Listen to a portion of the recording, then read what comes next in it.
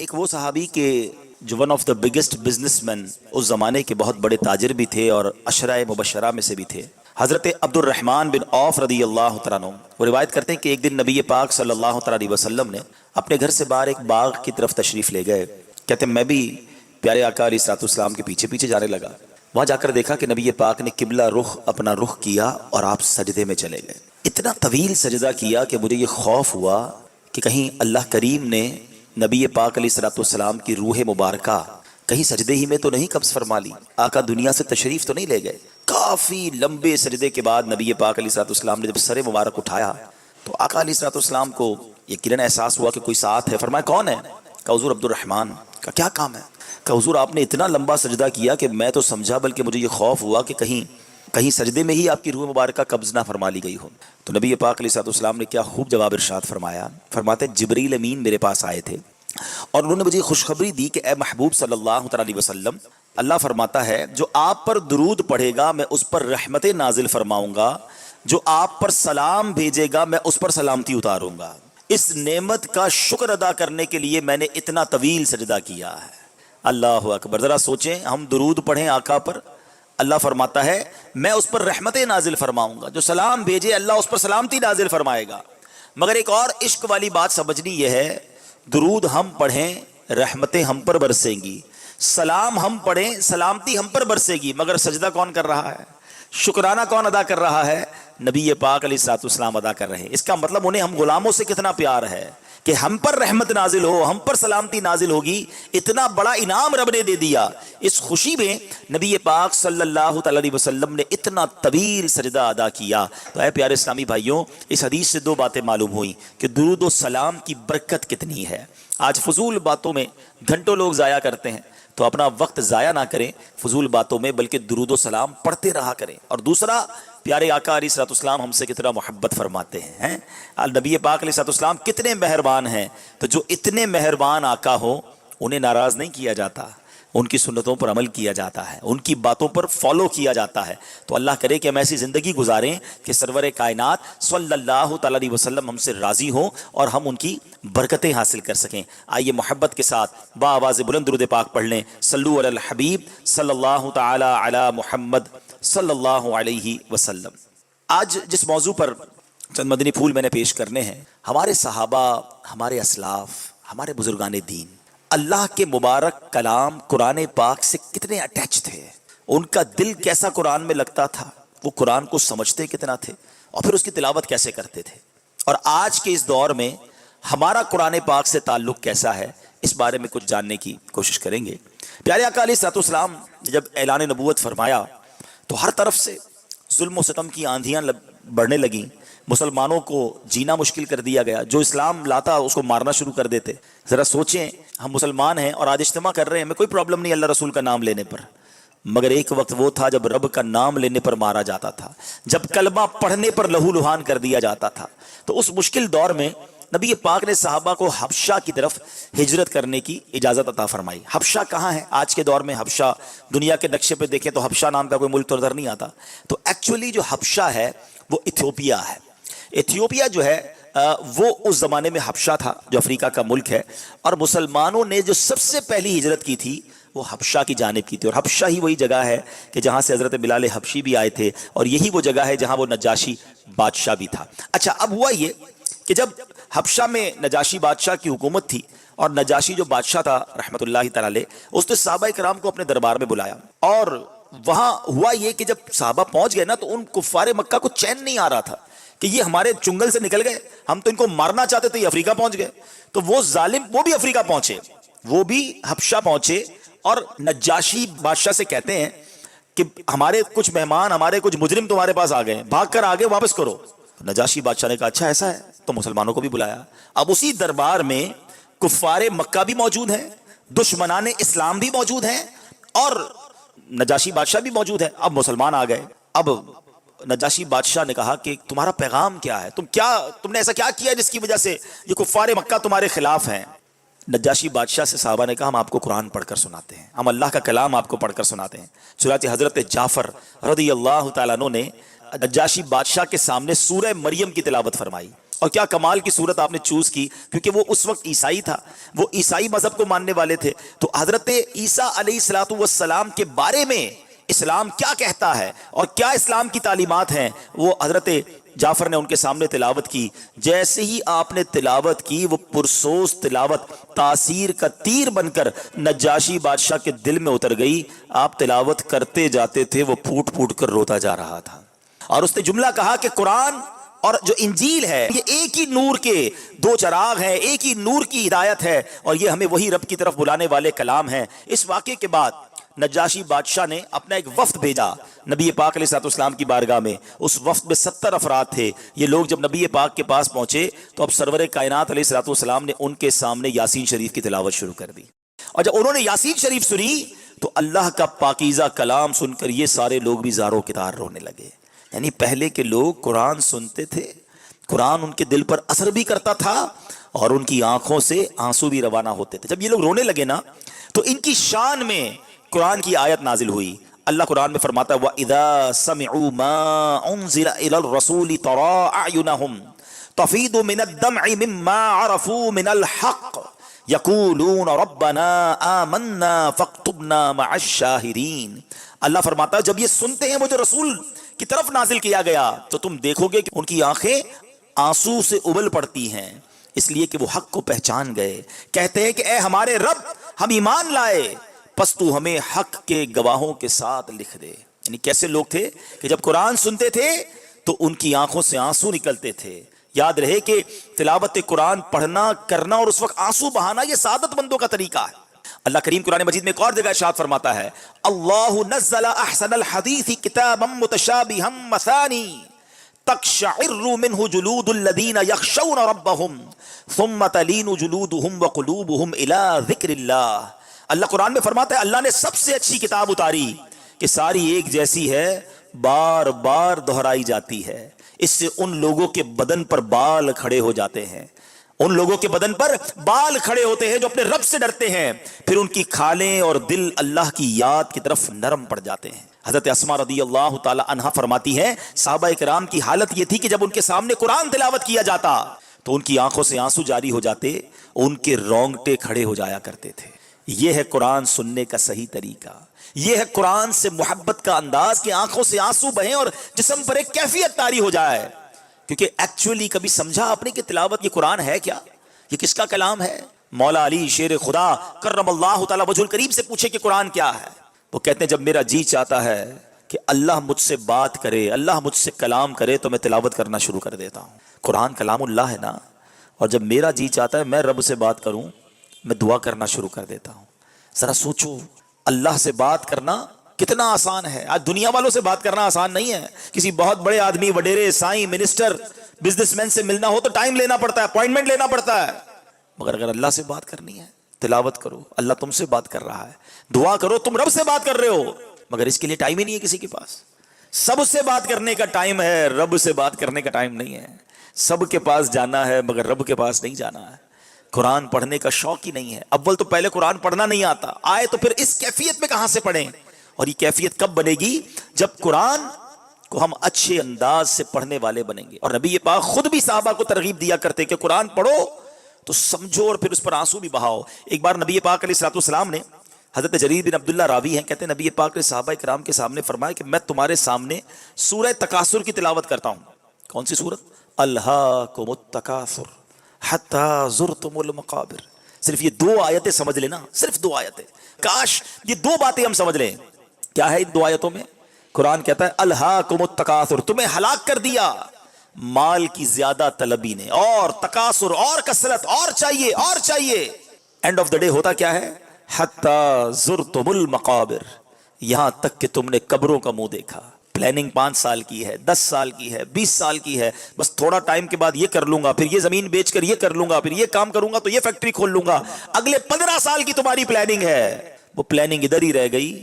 حتی زرتم المقابر، تم نے قبروں کا منہ دیکھا. آج ہم ٹریول کر رہے ہیں، کوئی یہاں سے کراچی جا رہا ہے، کوئی کہیں اور جا رہا ہے، ہم کبھی نہیں سوچتے کہ ہو سکتا ہے یہ سفر آخری سفر ہو. کیا روڈوں پہ ایکسیڈنٹ نہیں ہوتے؟ ہمیں 1 منٹ پہلے پتا نہیں ہوگا کہ ہم دنیا سے جانے والے ہیں. حتی زرتم المقابر، یہاں تک کہ تم نے قبروں کا منہ دیکھا. آج کل موبائل کمپنیاں ہمیں میسج کرتی ہیں نا کہ آپ کا بیلنس ختم ہونے والا ہے، ذرا بیلنس ڈلوا لیں ورنہ آپ ڈیٹا یوز نہیں کر سکیں گے، فون یوز نہیں کر سکیں گے. مگر زندگی میں کوئی میسج نہیں آئے گا کہ جناب آج آخری دن ہے، توبہ کر لیں، 3 دن رہ گئے، قضا کر لیجئے، اللہ کو راضی کر لیجئے، ٹوڈے از لاسٹ ڈے، اب صرف 6 گھنٹے رہ گئے، آخری لمحات ہے. نو، پتہ ہی نہیں ہوتا. صبح بندہ گھر سے نکلتا ہے، بعض اوقات تو گھر والوں کو کہہ کر جاتا ہے کہ یہ والا کھانا بنانا، رات کو آ کے کھاؤں گا، اور وہ والے کپڑے بھی استری کر کے رکھنا، پھر دوستوں میں جانا ہے.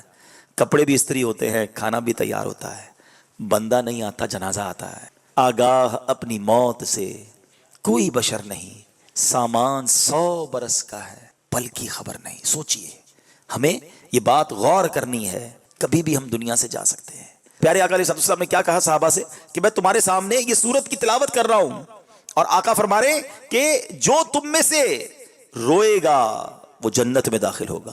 اب نبی پاک نے صحابہ کے سامنے سورہ تکاثر تلاوت کی. حضرت جریر کہتے ہیں کچھ تو روئے، کچھ نہیں روک سکے. جو نہیں رو سکے انہوں نے عرض کی یا رسول اللہ صلی اللہ علیہ وسلم، ہم نے رونے کی کوشش تو کی مگر رو نہیں سکے. پیارے آقا نے فرمایا میں تمہارے سامنے دوبارہ پڑھتا ہوں، جو روئے گا اس کے لیے جنت ہے، جو نہ رو سکے وہ رونے جیسی صورت ہی بنا لے. 2 باتیں پتہ چلی، سمجھ کر قرآن پڑھنا، قرآن کے پیغام کو انڈرسٹینڈ کرنا، بینگ اے مسلم، ایک مسلمان ہونے کی حیثیت سے کتنا ضروری ہے. اور پھر دوسرا یہ کے اس اثر کو دل میں اتارنا. مگر یہاں تو حال یہ ہے کہ پورا سال گزر جاتا ہے، قرآن کو ہاتھ ہی نہیں لگاتے.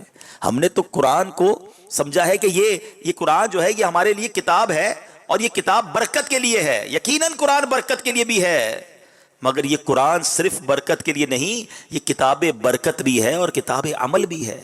ہم نے کیا کیا ہے؟ قرآن کو کتاب برکت سمجھا ہے. کوئی ایسی نئی دکان لیں گے، فوراً قرآن خوانی کروائیں گے، قرآن لے کے جلدان میں بھی رکھ دیں گے، اور جلدی بھائی ایک اچھا سا قرآن پاک اچھی پیکنگ میں لے کر آؤ کیونکہ نیا گھر لیا ہے اس میں رکھنا ہے. اچھا اب کس لیے چاہیے؟ وہ نئی دکان کے لیے. اچھا اب کس لیے چاہیے؟ وہ بچی کی شادی ہے نا تو اس کی رخصتی کے لیے سر پہ رکھنا ہے. بس کیا یہی قرآن کا کام تھا؟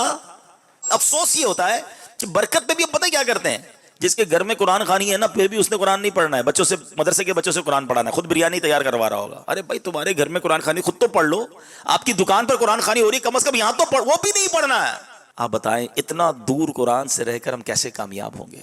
اللہ کے کلام سے دور رہنا اچھا نہیں ہے. نبی پاک علیہ الصلوۃ والسلام فرماتے ہیں وہ دل ویران ہے جس میں کچھ قرآن نہیں ہے. اپنے آپ سے پوچھیں کہ ہم کتنا قرآن سے اٹیچ ہیں، کتنا پڑھتے ہیں قرآن اور کتنا سمجھتے ہیں. ہمارے اسلاف قرآن کیسا پڑھتے تھے، آئے ہائے، اور کیسے اس سے برکتیں لوٹتے تھے. قرآن پتہ کیا ہے؟ سنو، اللہ سورہ ابراہیم آیت نمبر 1 میں فرماتا ہے کتاب انزلناہ الیک لتخرج الناس من الظلمات الی النور.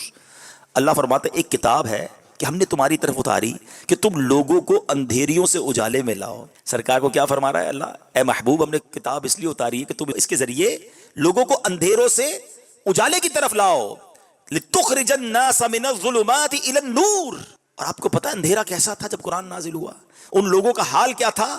اللہ اکبر، کیسے اندھیرے تھے؟ عقائد کے اندھیرے تھے، نظریات کے اندھیرے تھے، اخلاق و کردار کے اندھیرے تھے، کفر و شرک کا اندھیرا دنیا میں پھیلا ہوا تھا. انسان جو اشرف المخلوقات ہے اپنے ہی ہاتھوں سے بنائی ہوئی چیزوں کو خدا ماننے لگ گیا تھا. کوئی سورج کو سجدہ کرتا، کوئی درختوں کو سجدہ کرتا، کوئی جناب بے حیائی کتنی عام تھی کہ لوگ اپنی سگی ماں سے نکاح کو جائز قرار دیتے تھے. استغفر اللہ، حال یہ تھا کہ اپنی بیٹیوں کو زندہ دفن کر دیا جاتا تھا. قتل و غارت گری سے پوری دنیا اندھیر تھی، اور اب نبی پاک تشریف لائے اور اجالا پھیلانا شروع کیا. وہ لوگ جو جناب لوگوں کو قتل کرتے تھے آج لوگوں کے محافظ بن گئے. وہ لوگ جو بیٹیوں کو دفن کرتے تھے وہ بیٹیوں کے محافظ بن گئے. وہ لوگ جو عزتیں لوگوں کی اتار لیتے تھے اب عزتوں کے محافظ بنے. نبی پاک نے قرآن پڑھ کر صحابہ کرام کے دلوں میں ایسا نور داخل کیا کہ جو اسلام کے ماننے والوں کو قتل کرنے کے لیے آتے تھے اب اسلام کے لیے جان دینے والے بن گئے. جو نبی پاک کو گرفتار کرنے آتے تھے آقا کا جلوہ جانا دیکھتے، تلاوت قرآن سنتے، خود نبی پاک کے عشق میں گرفتار ہو جاتے. سرور کائنات نے نور پھیلانا شروع کیا،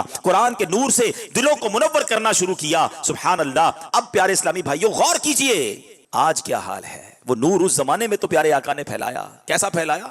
ڈاکٹر اقبال کہتے ہیں نا وہ دانائے سبل ختم الرسل مولائے کل، جس نے غبار راہ کو بخشا فروغ وادی سینا.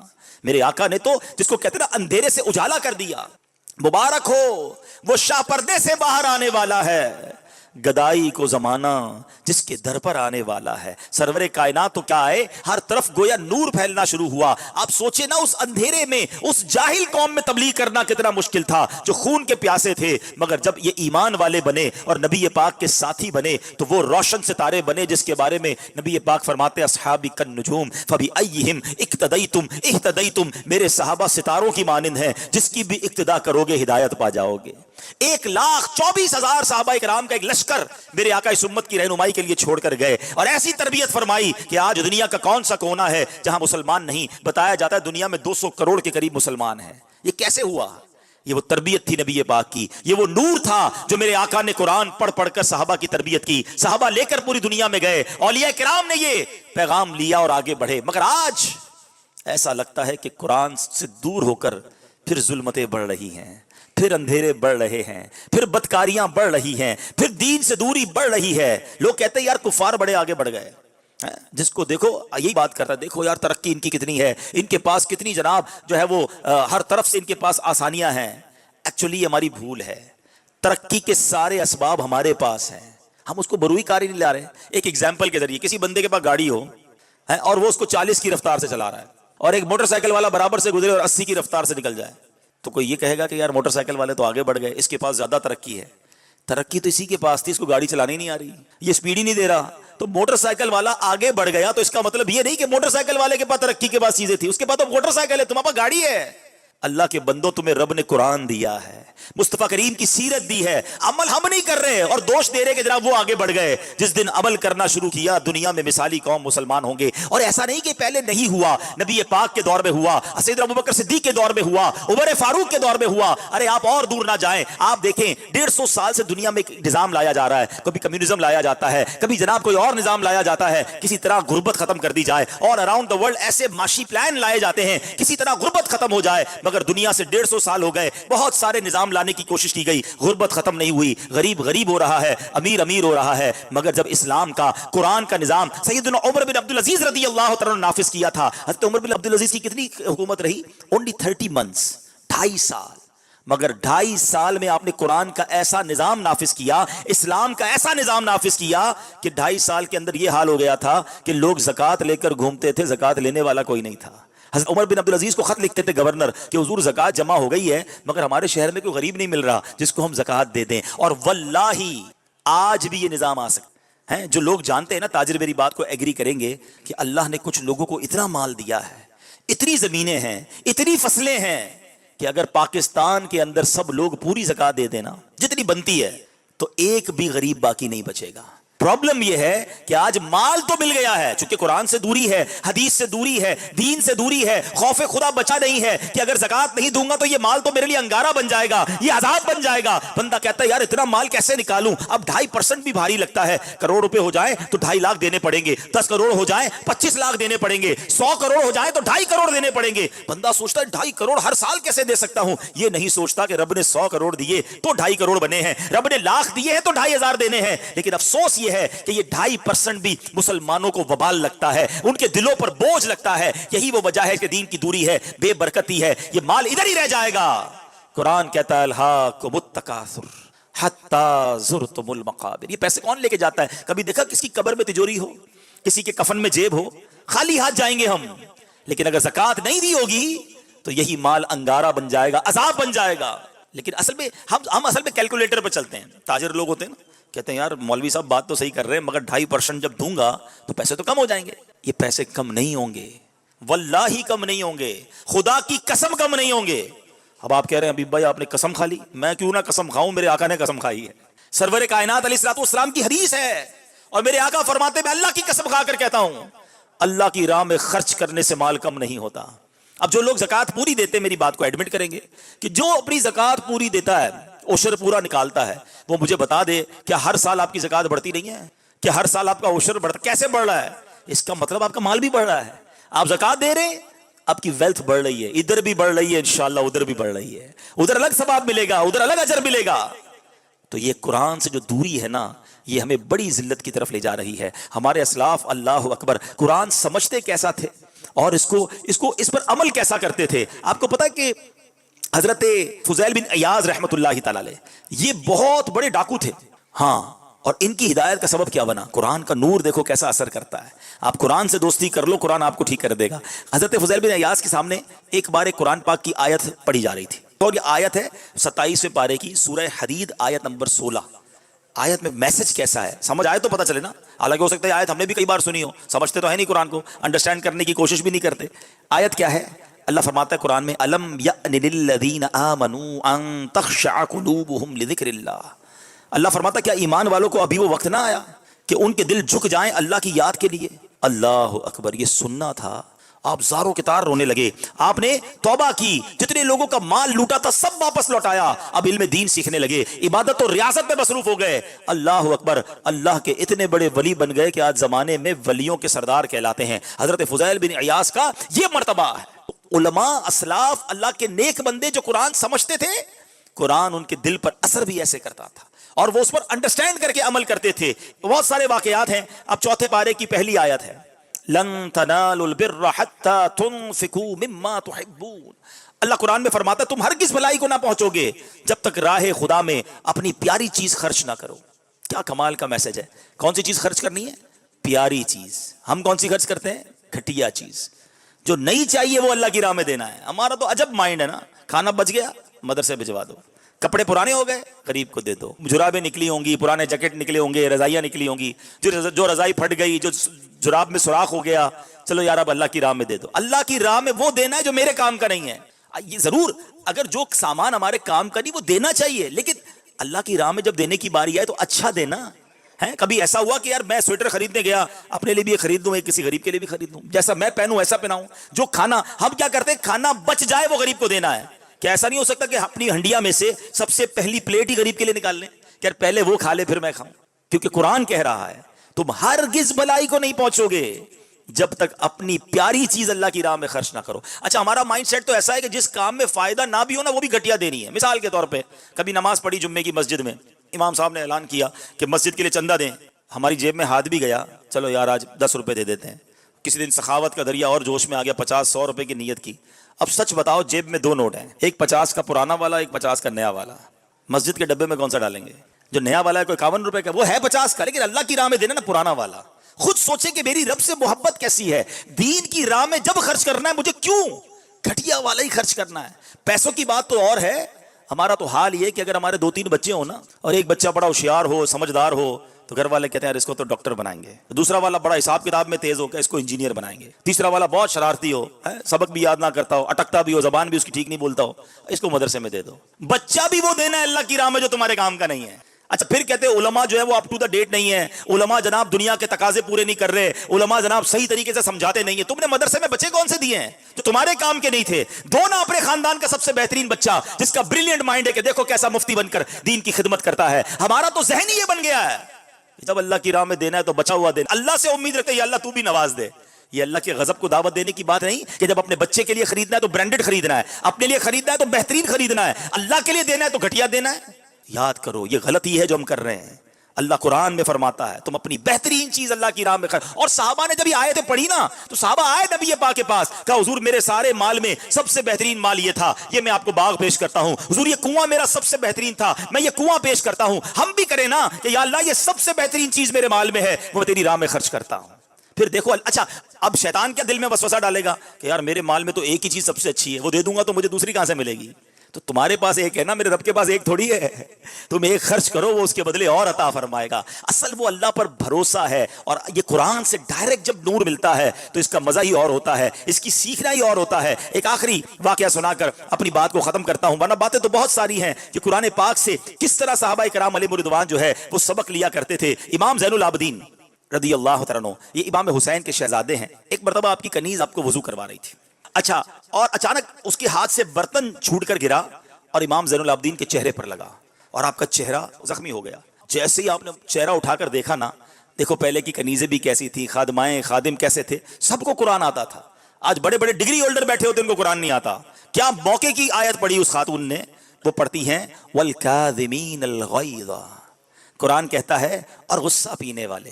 امام زین العابدین نے فوراً یہ آیت سنی تو اب اچھا تلاوت کس کے سامنے ہو رہی ہے؟ خاندان نبوت کے چشم و چراغ کے سامنے. وہ نہیں قرآن سمجھیں گے تو کون سمجھے گا؟ جیسے ہی قرآن کی آیت پڑھی نا اور غصہ پینے والے، حضرت اور زین العابدین فرماتے ہیں میں نے غصہ پی لیا. اس خاتون نے جو اگلی آیت کا حصہ تھا وہ پڑھا والعافین عن الناس، اور لوگوں سے درگزر کرنے والے. آپ نے فرمایا کہ میں نے رضا الہی کے لیے تجھے معاف کر دیا. پہلے غصہ پی لیا، اب آیت کا اگلا حصہ سنا کہ اللہ کی خاطر معاف بھی کر دیتے ہیں، کہتے ہیں میں نے تجھے معاف کیا.